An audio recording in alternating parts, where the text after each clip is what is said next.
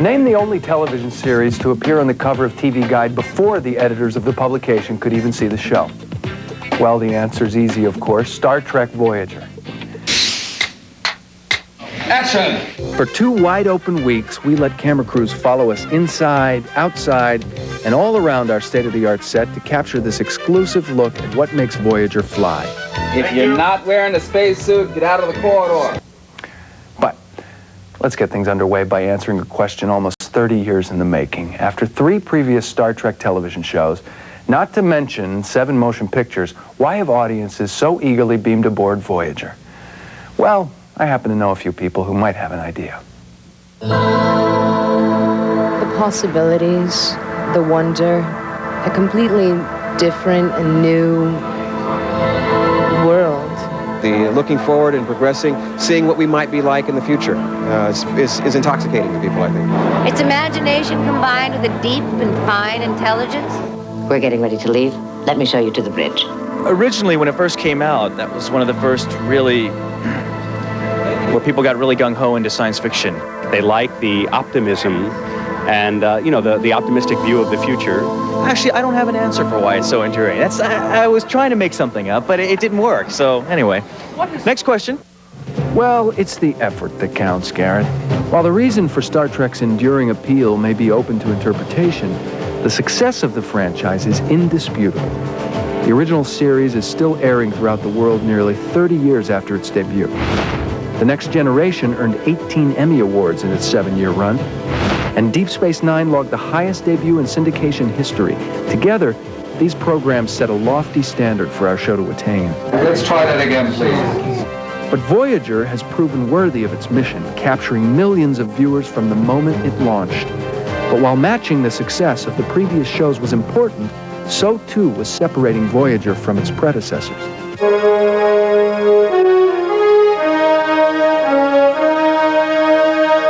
We came up with 3 major premises that were different. One was a female captain. One was the whole idea of these Maquis, these rebels. And the third is to take the ship and to take its crew and to fling them to the other side of our galaxy. Somewhere along this journey, we'll find a way back. Back to basics, but with a groundbreaking captain, played by Kate Mulgrew. She replaced Geneviève Bujold just weeks before shooting began. But Kate had little trouble stepping into Janeway's jumper. It was total ownership, or it was nothing. And it emanated really perfectly naturally from me. And then I sort of looked around and everybody was going, I think we might actually have something to do here next week. It suited me. It feels good. All senior officers report to the bridge immediately. With Kate leading the way, we all managed to slip easily into our characters. Often actors grope for their characters. It takes them, if not a few episodes, sometimes a season to really sort of try things and test it out and see who they are. These people, for whatever reason, knew instantly who they were and what they were about. As for how we got up to speed so quickly, we all give credit to one essential element. The care that the producers put into the writing. The stories are so well written. Well, there's no question that the writing is superior. It creates thoughts in my mind, and I know if it's creating thoughts in my mind, or at least I hope, that it's going to please the audience and the viewers. The folding of space should create a subspace residue. If we can detect one, we might be a step closer to knowing how the trajectory works. Any Star Trek episode, I would say, is the hardest kind of writing I have ever done. The demands are extraordinary. It is a well-crafted, thoughtful, intelligent human drama. And every episode features the most torturous, tongue-twisting technical terminology heard in television. If we could modify the deflector array to emit phase neutrinos, we could create a big enough bubble.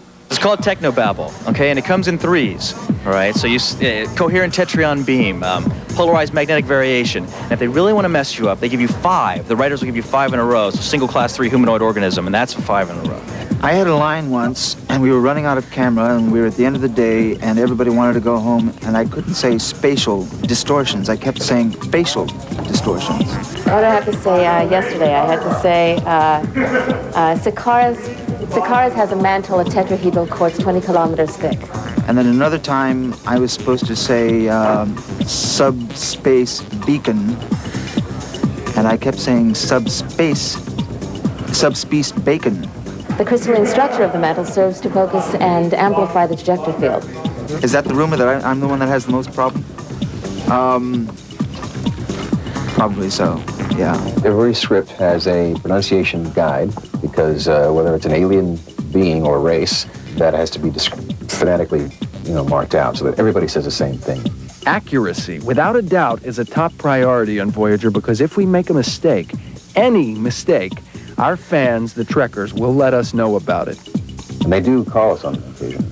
They have all of the elements in particular in terms of consistency about what we do, how we do it. It doesn't necessarily mean that they're going to dictate to us, because we don't believe that that's the process that we work under here.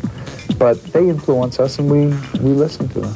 I just try to do my work the best I can and hope that by doing that, it will please them. When you have fans that are that appreciative, it really is an honor to play to them. Mr. Paris, set a course for home.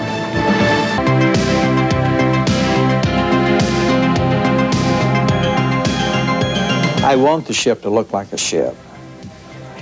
At the same time, we want it to look like Star Trek. If someone is flipping the channels, well then, and they go past this, they should be able to recognize it as a Star Trek episode. There's no mistaking the Voyager as a Federation starship, but this model comes with some interesting options. Well, Voyager will be a smaller ship than the Enterprise was, but it will be a newer model, much more action-oriented ship. It's a definite military ship as opposed to an exploration vessel. There won't be families on board, and it will have a sleeker, more aggressive look than the Enterprise. The interior sets at Paramount Studios are incredibly detailed. I love the mess hall set with the big, with the endless stars outside the windows. It's really cool. I think the bridge, I think we have the best bridge of any, forgive me, but of any starship we've had so far. We have a terrific bridge. The room that impresses me the most is the ready room. That's where the captain kind of retires in between bridge assignments. And I like that room because it's got these really cool seats, and it's really curvy, and there's a great view of space, and she has a really neat desk, and I like to be in that room. We have ATM machines over here, actually, in case you need to get some cash. There are little stickers you can see up here with, they're just saying, this says access panel, but underneath there's always some type of funny message. Like this one, it says, remember, no matter where you go, there you are. This last one is, just sit right back and you'll hear a tale of a fateful trip that started from this tropic port aboard this tiny ship. You could probably fit the entire minnow on the Voyager's bridge, the most detailed set on the starship.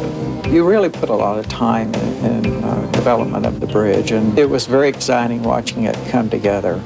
The pieces, I mean, just when they'd come in with a new railing and everything, and you get to see it.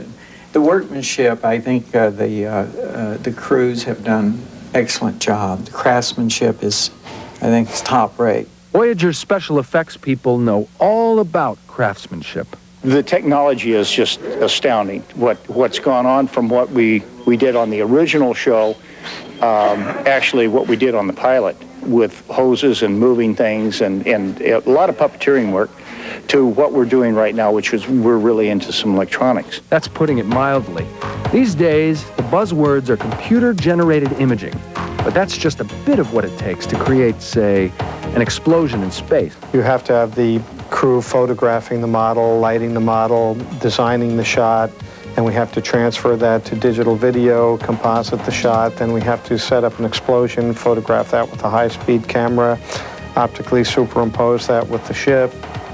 Somewhat simpler, but equally as effective, are the matte paintings rendered for the show. What we're hired to do here at Illusion Arts is to create shots that don't normally exist in life. For instance, a science fiction city or some sort of elaborate background that would be too expensive to build or to create in any other way.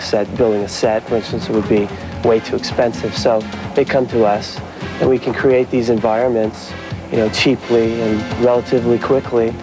And the end result is this fantastic vista for relatively little money. All in all, some pretty heady stuff. But on the Voyager, state-of-the-art is the only way to fly.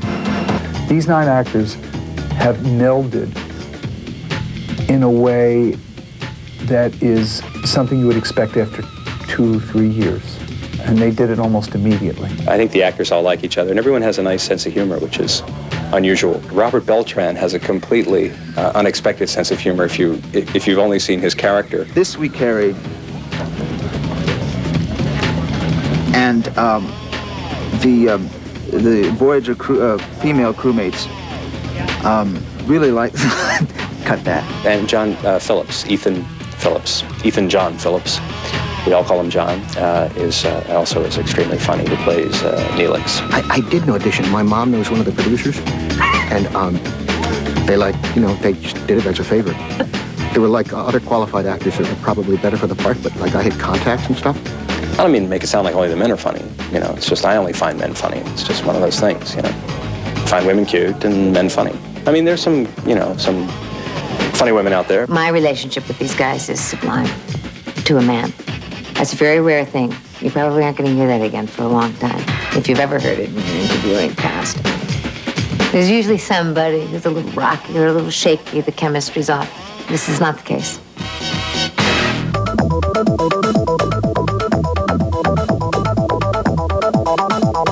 Well, I'm usually given 3 hours prior to set call for whatever is the first scene that I'm in.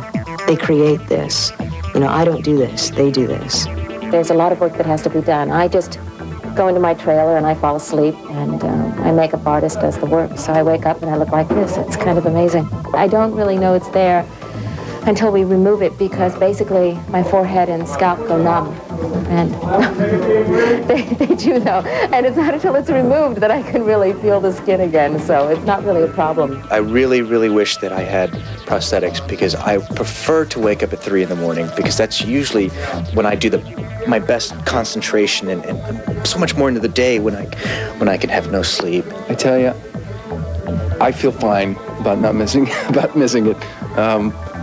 Some of those guys, like Ethan Phillips, who plays Neelix, they're in for 3-4 hours before anybody else gets here. I've arrived at the set at 3:30 in the morning to get the makeup on for 6:30 report to the set. So 3:30, and I live in, my home is in Santa Barbara, so I'm getting up at about 11 o'clock in the evening, shower, drive here. I have very long days. I will make the exchange with Jared Hotel. Call time is a little later for Tim Russ, who plays Tuvok the Vulcan. 6 o'clock this morning. Actually, earlier in the week it was more like 5. Always dark, usually in the winter. So, about 45 minutes to do all this. Mark Shostrom here is the artist at hand, and you'll have to put like several colors together to make him look natural. Part of Tim's makeup ritual involves attaching his Vulcan ears. It's not a large appliance, but it takes time because you have to blend them to the ear so that they not only match the color of your skin, but they also will match the texture.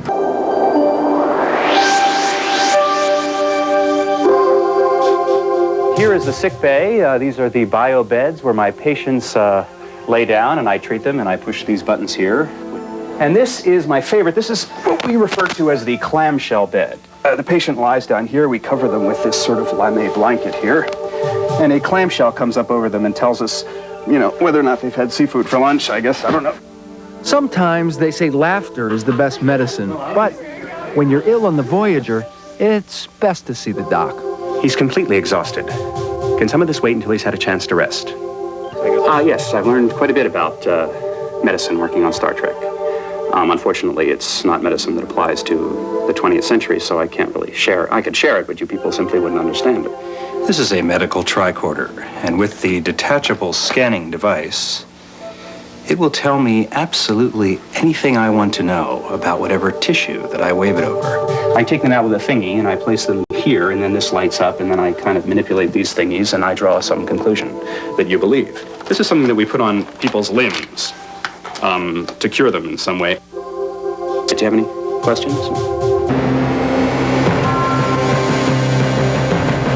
This is a planet that has some vegetation growing on it, and we're sent here to forage for some vegetation, some food. You expect us to eat that? That's the reason I brought you here, Commander. There's no better source of vitamins and minerals in this quadrant than in this ugly little root. On Earth, we're at the Bronson Caves. It's nice to get away, and especially on a beautiful day like this.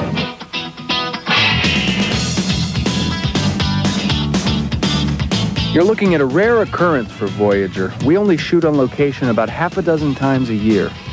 One of the reasons for that is obvious. You go out into Los Angeles of 1995, and that's what it looks like. It's very hard to find places that look like alien worlds or the 24th century. Aren't they gorgeous? Yeah. One bite'll kill you. Puff you up like a vacole fish. First, your windpipe starts to swell. And just when you think you're going to die of suffocation. Okay, reset, please, Admiral. Did you guys get the teeth popping out? Mm-hmm. Is that funny? A little bit. I thought it was gum. That happens a lot. Does it really? Well, it's happened about 5 times. It's kind of funny. It's my teeth, which is really sad. You know, I have a very bad dentist. Humor helps the actors keep their cool on a day like today, when the LA sun heats up to 90 degrees. Well, it's tougher for me because I've got a colostomy bag glued to my head. There's about 3 inches of rubber here. And so it cooks. And my head feels like a duck in a Chinese restaurant. It's simmering. While Neelix simmers, his fellow Voyagers blow off a little steam. It's so hot out here. Yeah. It's very hot. Where's the water, Garrett? Oh, I'm sorry. Where's my water? I am the water boy also. We don't know that. That was in my contract. I provide Robert Beltran with food and drink. Excuse me. Thank you, Garrett. You can leave. The chemistry. Speaking of chemistry, a few of the actors didn't really excel in the sciences before they worked on Voyager. Well, I wasn't a science fiction fan. I failed chemistry when I was in high school. So I have no right to be here. All right, so he flunked chemistry. But as Voyager's resident chef, Neelix is an expert at finding nutritious delicacies. Even if it tastes so bad, Robert has to spit it out. Over and over and over again. But 27 times. It's actually starting to taste good. Oh, that's ginger root. That's what it really is. In our story, it's Leola root. What we've done is to disguise these and make these look a little bit unusual is we've simply acquired ginger root, applied some interesting paint colors, also injected a little bit ahead of another type of a plant, vegetation, to again make it look a little bit unusual, and we came up with a Leola root, something interesting and something rather tasty. Meet prop master Alan Sims. When we're in need of foreign food, phasers, or assorted alien paraphernalia, he's the man to see.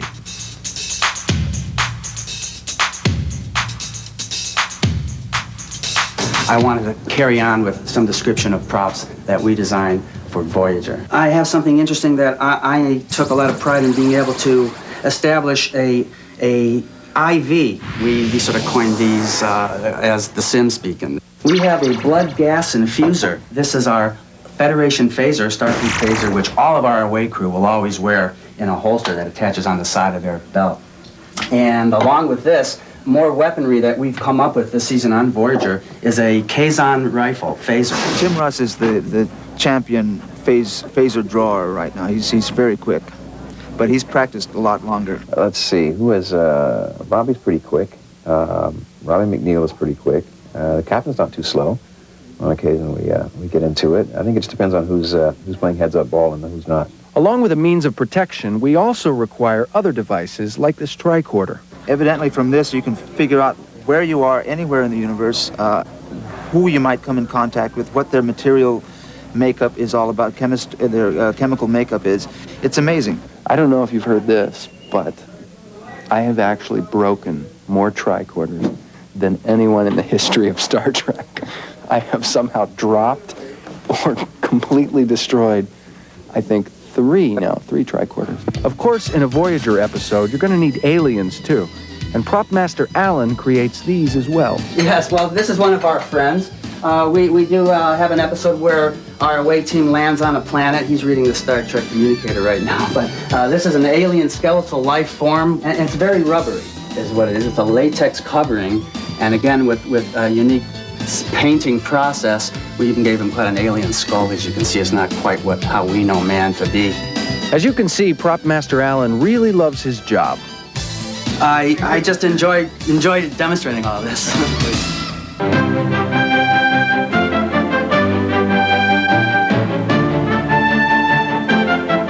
Hi, this is Kate Mulgrew, otherwise known as Captain Catherine Janeway, of the Federation starship Voyager, and I'm going to give you a little tour of my bridge.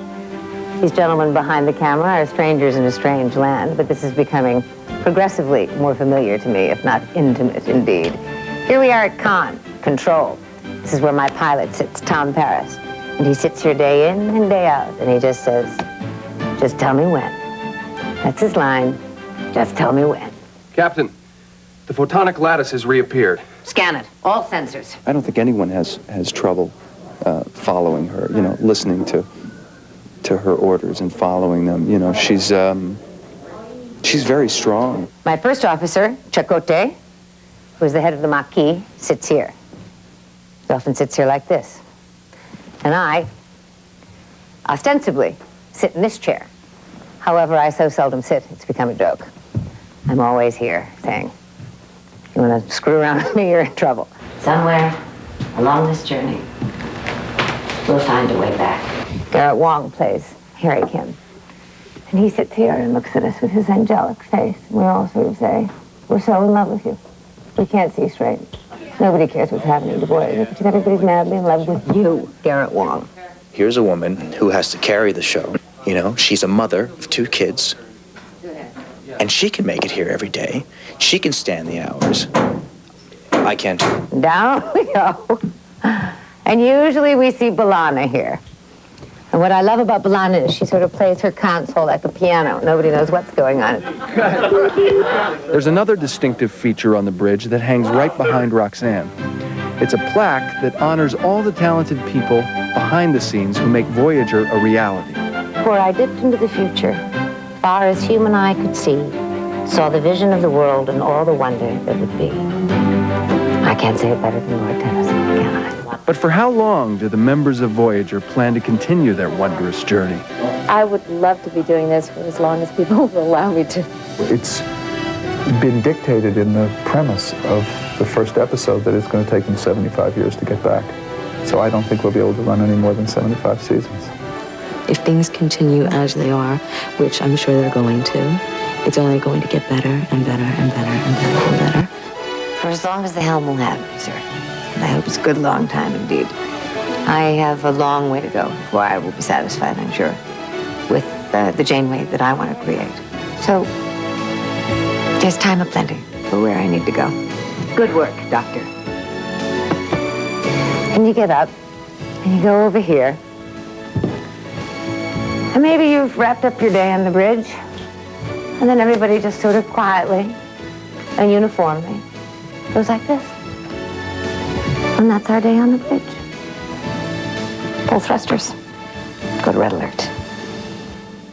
As for me, I don't plan on deserting the Voyager crew anytime soon either because, well, to be totally honest, my dad would kill me. He's a longtime Trekker.